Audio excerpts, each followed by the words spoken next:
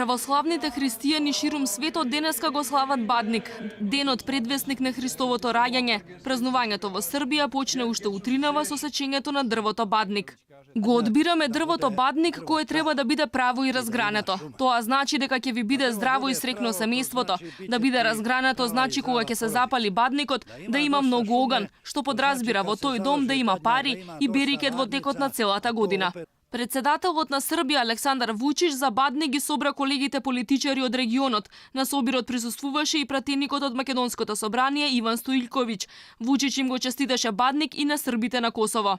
Ние сме со нив, со својот народ, особено кога е тешко. Имавме тешка година, а ниту оваа нема да биде многу лесна.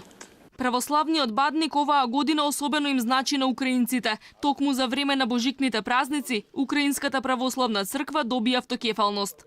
Слава му на Бога, без негова немаше да биде можно. Бадникови литургии на кои имаше огромна посетеност организира и православните заедници на останатите континенти. Оние цркви кои го прифатија Григоријанскиот календар денеска го празнуваат Богојавление Водици.